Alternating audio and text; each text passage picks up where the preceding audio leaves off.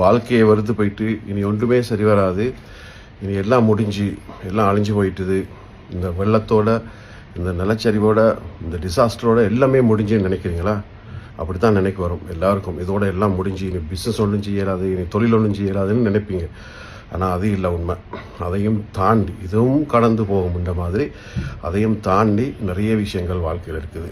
ஏன்டா ஒருத்தன் இருந்தான் கொரோனா காலத்தில். இந்த ஸ்டோரியை நல்லா கேளுங்க, கடைசி போக்கு கேளுங்க. முக்கியமான விஷயம், ஒருத்தன் இருந்தான் கோவிட் காலத்தில் கிட்டத்தட்ட 15-16 கோடிகள் கடனாகி காசுகள் இறுகி லொஸ்டாகி போட்டு அந்த கடன், அந்த கஷ்டம், அந்த இறுக்கம் வந்தவனை தேடி, பிரச்சனையை போட்டவனை தேடி போலாந்துக்கு போகிறான். போலாந்திலிருந்து கிட்டத்தட்ட ஒரு 12ஆம் மாடி ஹோட்டலில் போய் 2 மொட்டை மாடியிலிருந்து யோசிக்கிறான், இந்த வாழ்க்கை இதுக்கு போகிற எனக்கு முன்னுக்கு வரையலாது, நான் கீழே பாய்வோமா என்று யோசிக்கிற நேரம் 2 விஷயம் படுது. ஒன்று, தற்கொலை ஒரு முடிவல்ல, இது ஒரு பெரிய பாவம். இது பாவப்பட்டது நீங்கள் ஒரு நாளைக்கு மௌத்தாயினத்துக்கு பிறகு, உங்களுடைய இறப்புக்கு பிறகு உங்களுக்கு நிம்மதியே இல்லை. ஒன்று. 2வது, கோழைகள், தோல்வியடைந்தவர்கள், வாழ்க்கையில் ஜெயிக்க முடியாதவர்கள் மட்டும்தான் தற்கொலையில் முடிவெடுப்பாங்கன்னு நினைக்கிறான்.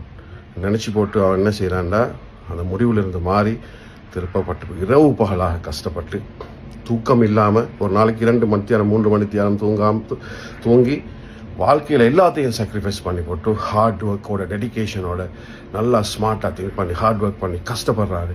புதிய புதிய விஷயங்களை தேடி வாழ்க்கையில் கிட்டத்தட்ட 3 வருடங்கள் போகிறதுக்கு இல்லை, அவரோட முழு கடனையும் முழு காசையும் திருப்ப கொடுத்து வியாபாரத்தில் யார் யார் இன்வெஸ்ட் பண்ணாங்களோ அது எல்லாத்தையும் திருப்ப கொடுத்து போட்டு வாழ்க்கையில் முன்னுக்கு வரான்.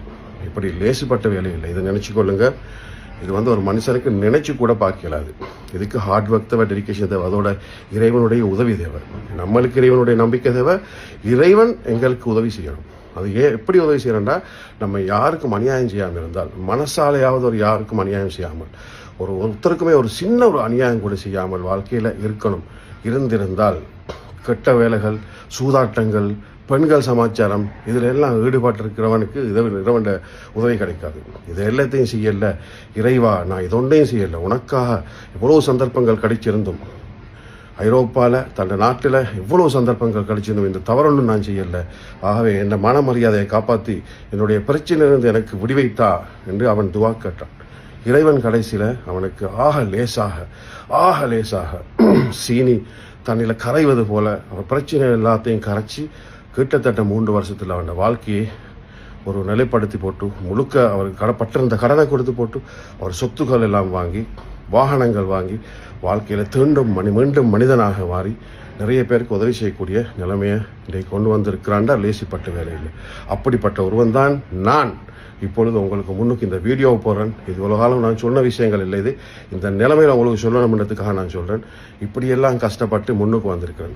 நானும் ஒரு கட்டத்தில் இது போன்ற டிசாஸ்டரை பார்க்க பெரிய டிசாஸ்டர் என்னுடைய வாழ்க்கையில் வந்தது. அது உங்களுக்கு யாருக்கும் நான் சொல்லியிருக்க மாட்டேன். இந்த டிசாஸ்டர் அவ்வளோ பெரிய கஷ்டத்திலிருந்து முன்னுக்கு வந்திருக்கிறேன். 0லேருந்து கோவிட் காலத்தில் 5000 ரூபா அடுப்பதற்காக கியூவில் நின்றுருக்கிறேன், போலில் நின்றுருக்கிறேன் என்று கேவலப்பட்டு கஷ்டப்பட்டு மக்கள் பார்ப்பாங்களோ, என்ன தெரிஞ்சவங்க பார்ப்பாங்களோ, பார்த்தா மான பிரச்சனை என்று நினைச்சும் கூட, அந்த கேவலத்தை தெரிஞ்சும் கூட வீட்டில் குடும்பம் சாப்பிடாமல் இருக்குதுன்றதுக்காக அந்த கியூவில் நின்று போலியில் நின்று அந்த 5000 ரூபாய்க்கு நின்றுருக்கிறேன்.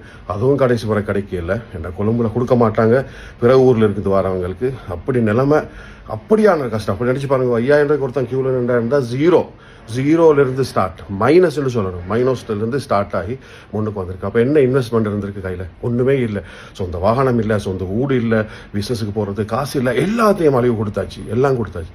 அந்த அழிவுலிருந்து வாழ்க்கையில் முன்னுக்கு வந்து இறைவன் உதவியால் முன்னுக்கு வந்து காட்டினேன்.